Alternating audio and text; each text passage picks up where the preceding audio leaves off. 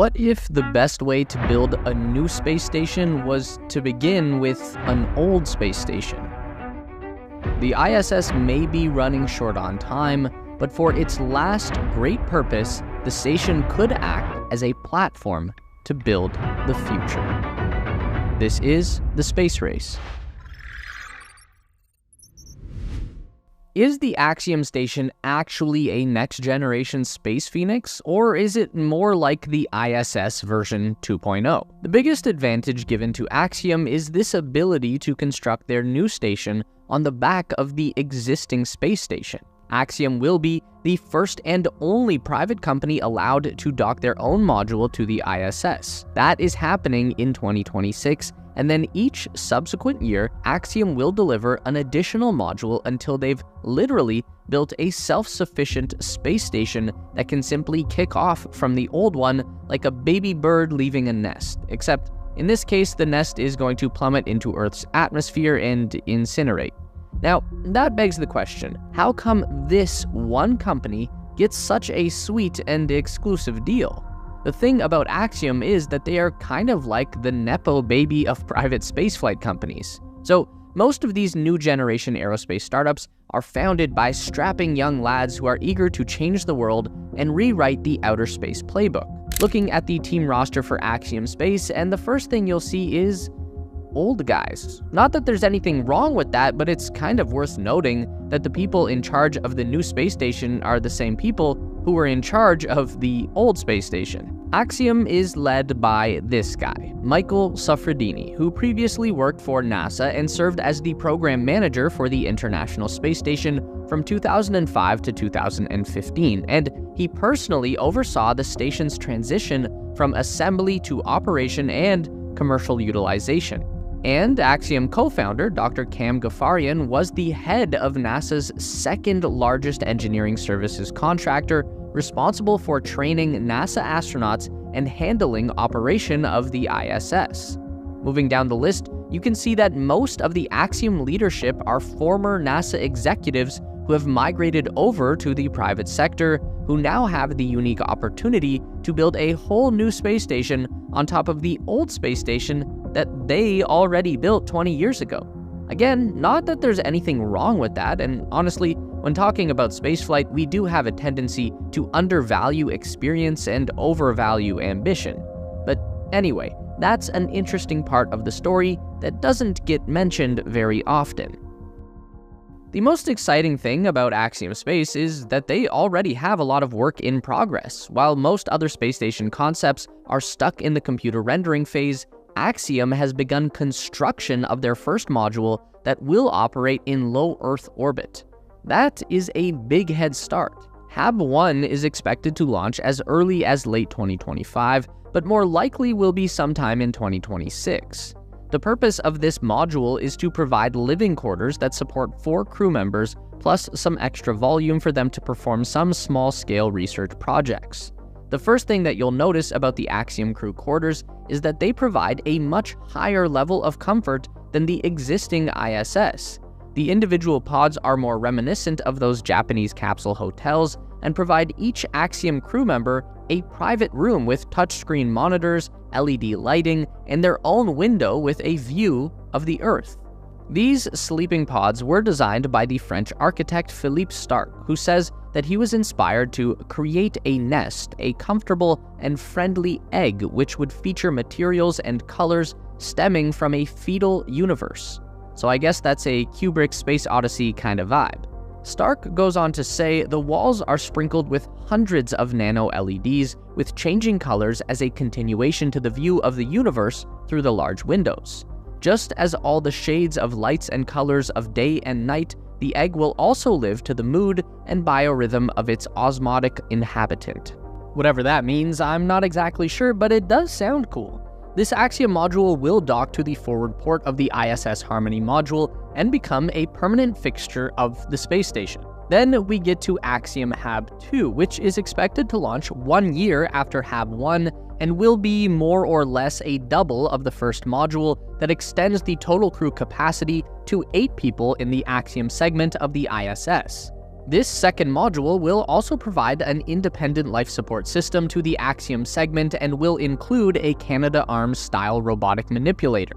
The Axiom research and manufacturing facility comes next. That's going to dock to the side port of HAB2 to start forming an L shape, and the idea with this one is to provide access to the unique microgravity environment of low Earth orbit as a platform to conduct innovative research, product development, process improvement, and manufacturing. The next one isn't so much a new module as just a really cool accessory to the Axiom segment. Their Earth Observatory is basically a glass dome that can fit an entire person inside.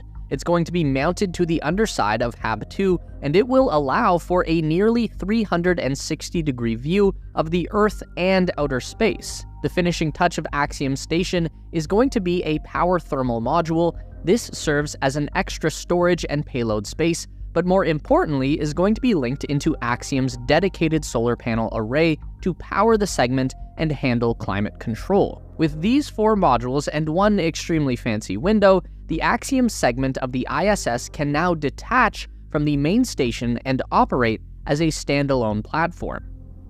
So this Axiom Station concept is one of the top 4 commercial space station concepts that NASA is backing with their financial support. They've also handed out development contracts to Blue Origin, NanoRacks, and Northrop Grumman to support the creation of additional low Earth orbit destinations. And like we said earlier, Axiom Space is the only company that's been granted the very sweet privilege of piggybacking their station development on top of the existing ISS. NASA needs to ensure that they have a future platform for operating in low Earth orbit. The ISS is already stretched past its best before date, and they are really looking at 2030 as the time when it will finally need to be decommissioned and deorbited. So NASA is ready to embrace the commercial space industry, but at the same time, they kinda need to make sure that their own interests are being given priority. No one knows how someone like Blue Origin is going to run a space station. It's gonna be a brand new frontier. In Axiom, NASA sees themselves. Literally, Axiom is NASA. These are the same people who were in charge of the ISS in the last decade. Now they've traded in their public sector careers and gone private to carry that expertise on into the next decade. So we know that NASA and Axiom are going to get along fantastically, and that's obviously why Axiom has been trusted enough to jump straight into operating on board the ISS in tandem with NASA. Axiom's senior director of In-Space Solutions explained this in an interview earlier this year. He said, quote, "We're working with NASA to make sure that we follow all the requirements that the ISS has today so that we can build our models for the future to those requirements." So it's also no surprise that Axiom was the first private company to fly a crew of private citizens to the ISS aboard AX-1 in April 2021, and they did the same mission again in May of this year with AX-2, an 8-day privately funded excursion to the ISS. To accomplish this, Axiom is leveraging a partnership with SpaceX to use the Crew Dragon vehicle and Falcon 9 rocket. So, who are these people going to space and what are they doing up there? Axiom has made a point to ensure that their private space tourists aren't just up there getting in the way or treating the ISS like a space hotel. The crew of AX-1 included one experienced NASA astronaut serving as mission commander, along with 3 paying customers: a real estate entrepreneur, Larry Connor, Canadian investment CEO Mark Pathy, and Israeli investor Eitan Stibbe, each of whom reportedly paid $55 million for a spot. Their week in space was occupied with completing 25 research experiments developed for microgravity and up to a dozen pre- and post-flight experiments. Each very rich man was allowed to bring along research projects that were relevant to their particular interest and philanthropy. So it is a way of getting important experiments into space that may have never gotten the opportunity otherwise. AX-2 was a slightly more diverse group. In addition to their former astronaut mission commander, this flight included John Schaffner, who is a very wealthy race car driver who wanted to pilot a spaceship. But this flight also brought Ali Al-Karni and Rayana Barnawi, who are members of the Saudi Space Commission. So these private missions are actually helping to expand international access to outer space, which is pretty cool. And Axiom themselves actually get to learn a lot from these week-long excursions to the ISS. They are using their customers as test subjects to monitor the effect of life in space on, I guess, what you might call normal people. So astronauts are basically the top 1% of human beings, ultra smart, ultra capable, physically fit, healthy, disciplined. They have the right stuff, as goes the term coined by author Tom Wolfe, who wrote the book on the Apollo program.